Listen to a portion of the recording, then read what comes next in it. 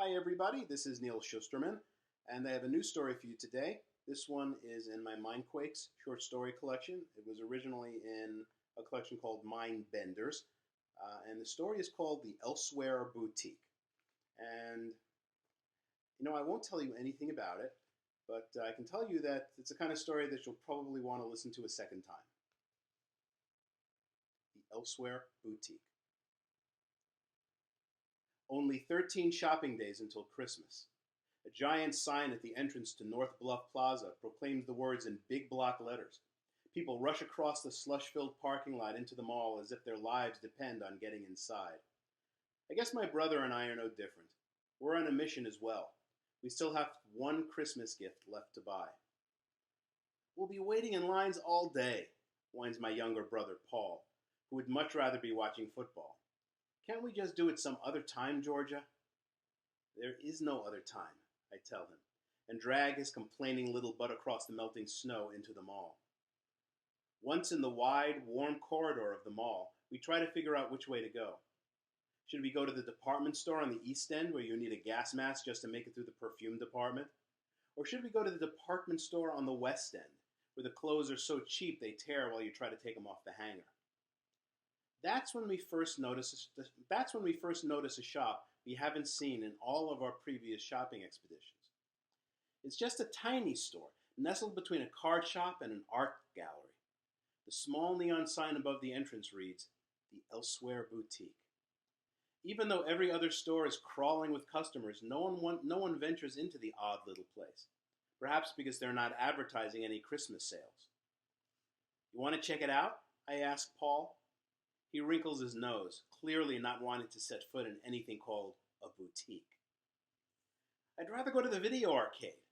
Still, I nudge him in, and we cross the threshold onto the clean tile floor of the empty shop. On the wall, I can see row after row of little jars, tiny things carved in crystal.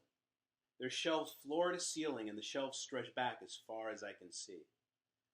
Apparently, this store is much larger than it appears, recessing deep into the undiscovered regions of the mall.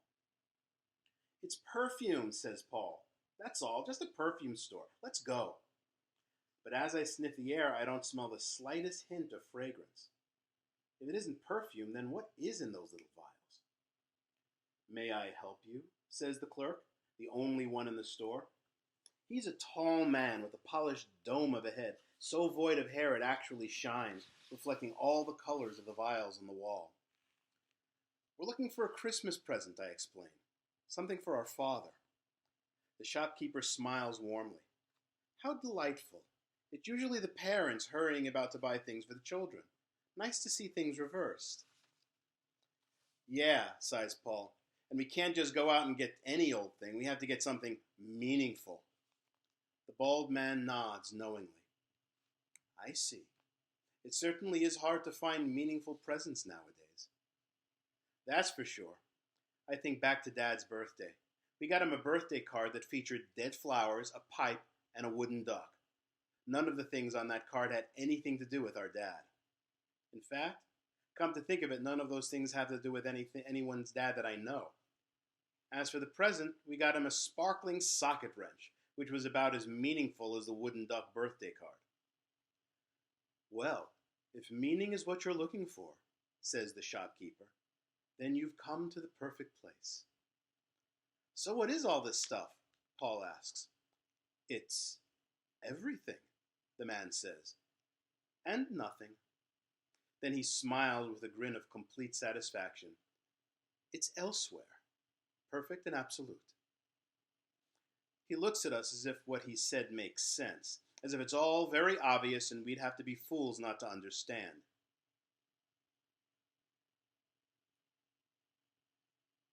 I look at Paul. Paul looks at me. We both read the cluelessness in each other's eyes and then turn back to the shiny-headed man, saying what is perhaps the only thing that can be said in this situation. Can we have a free sample? Well, I suppose, he says, but it will have to be a very small sample.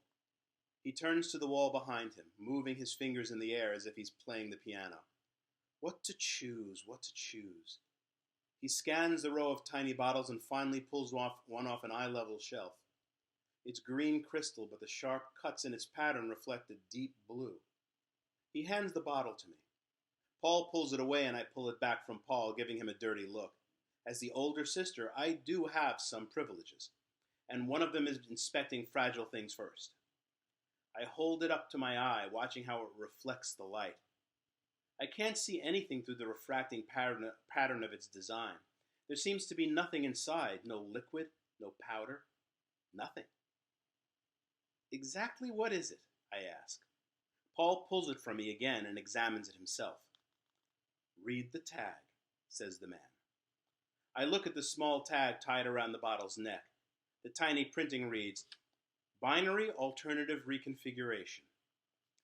Finally, I dare to say the words that I know will make me feel like an idiot, but I have to say them anyway. I don't get it.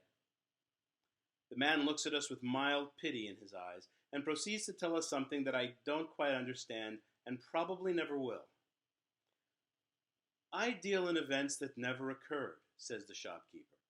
Situations that might have happened but didn't, choices that were never made, moments that were lost.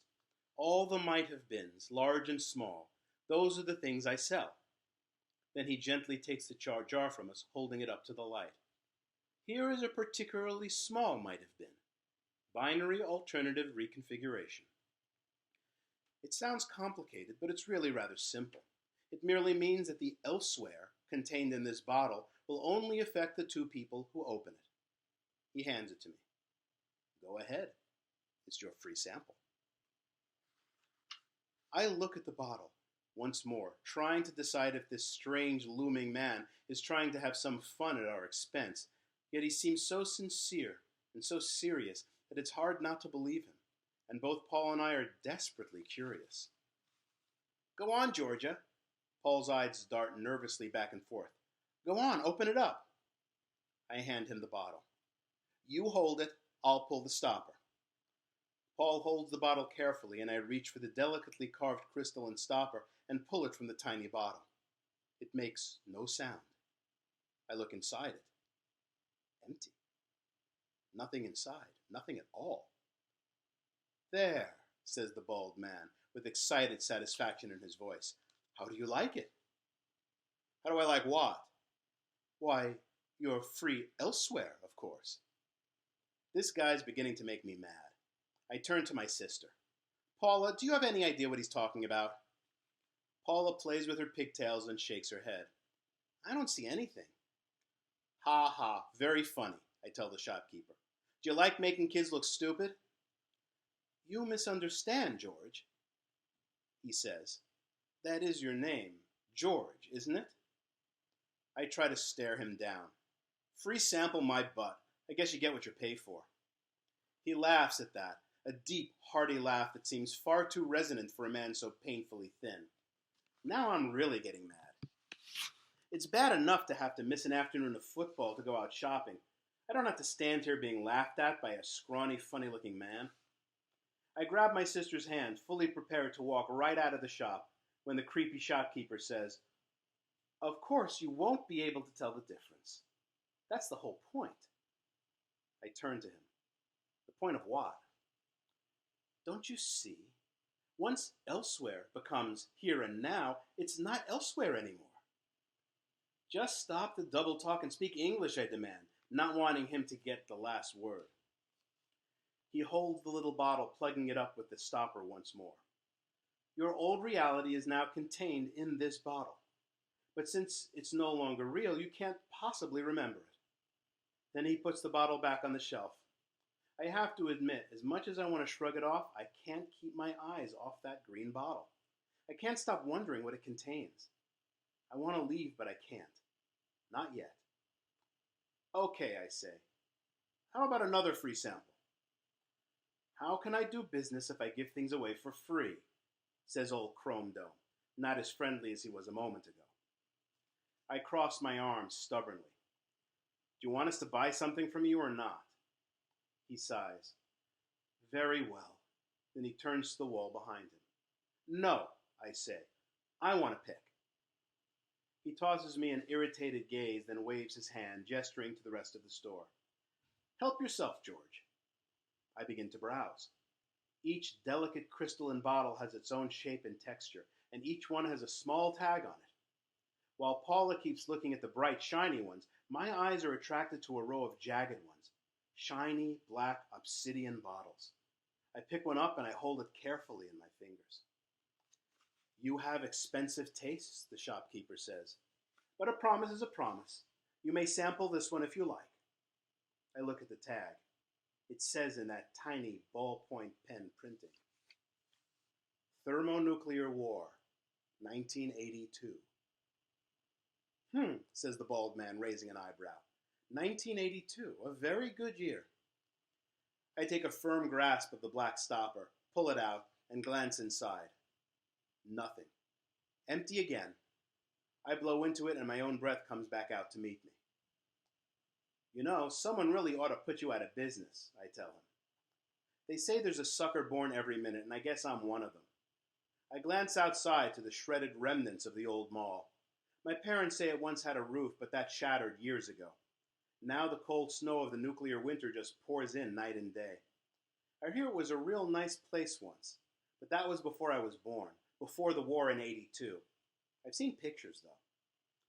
I take a glance at my radiation gauge and get mad at myself for wasting time in this store.